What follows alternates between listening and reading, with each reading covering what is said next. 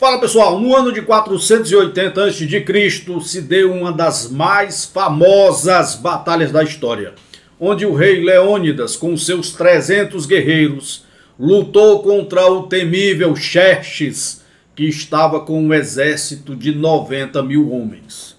Uma batalha que, obviamente, quem sabe fazer cálculo, já estava vencida. Afinal, não há como fazer frente com 300 homens a 90 mil guerreiros. Mas não foi bem isso o que aconteceu e eu vou contar um pouco dessa história agora para vocês. A Batalha dos 300 espartanos contra os 90 mil persas. A primeira coisa que tem que ficar clara era que Leônidas não era tolo. O rei Leônidas, treinado para a batalha desde pequeno, era um exímio estrategista e, sendo um exímio estrategista, escolheu bem o local da batalha. Ele escolheu um local chamado Termópilas, uma cadeia de montanhas, um lugarzinho estreitinho, como você está vendo aí no vídeo, em que os espartanos podiam lutar ali dentro, evitando a luta em campo aberto, o que seria absolutamente desastroso, porque eles iam ter que lidar com milhares de soldados de uma única vez. E já naquele estreitinho, nessa garganta, nessa pequena caverna, digamos assim, ou nesse estreito em que eles lutaram, apenas parte dos persas poderiam combater. E aí, entre persas e espartanos, os espartanos eram muito superiores em bravura, em técnica, em coragem do que os persas. Por mais que a bravura dos espartanos tivesse assustado os persas, era uma questão de tempo para que eles fossem de fato derrotados, o que veio a acontecer. Mas há um ponto importante nessa história. Antes de perecer, antes de morrer, Leônidas mandou um de seus soldados, um dos 300, retornar à Grécia, retornar a Esparta e comunicar à cidade que eles haviam vencido. Confuso, o soldado disse, mas como vencido? Como vencer? O exército se aproxima de Xerxes, se aproxima, vai ser um massacre. Como o meu rei me manda retornar à Grécia e à Esparta, comunicando ao povo espartano que havia vencido? Dá uma olhada nesse discurso e eu retorno depois para explicar o final da história. Eu pensei muito sobre a enigmática menção do meu rei sobre Vitória. O tempo mostrou que ele tinha razão. E de um grego livre a outro se espalharam as palavras de que o ousado Leônidas e seus 300 espartanos, tão longe de casa, deram suas vidas, não só por Esparta, mas por toda a Grécia e pela promessa que nossa terra encerra.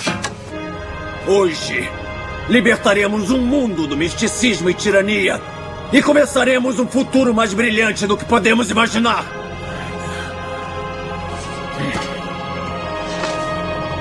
Agradeçam, homens, a Leônidas e seus bravos 300. A vitória! Meus caros, ficou claro para vocês qual era o propósito do rei Leônidas desde o começo.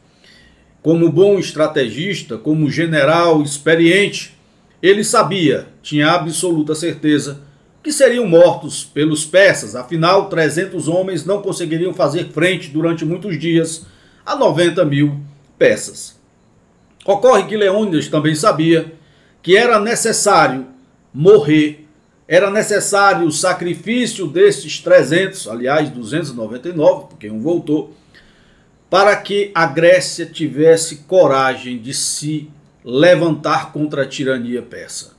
Só o sacrifício desses 300 homens infundiria coragem ao povo grego, fazendo com que todas as nações gregas se unissem para barrar a tirania persa, para acabar com a escravidão promovida por Xerxes. Estes homens entregaram sua vida em nome da liberdade, para algo que estava além deles mesmos, como eu falei no vídeo anterior, no Matrix, Há um ponto interessante nessa história. Tem um livrinho chamado O Espírito do Guerreiro, em que o autor explica como foram escolhidos os 300 espartanos.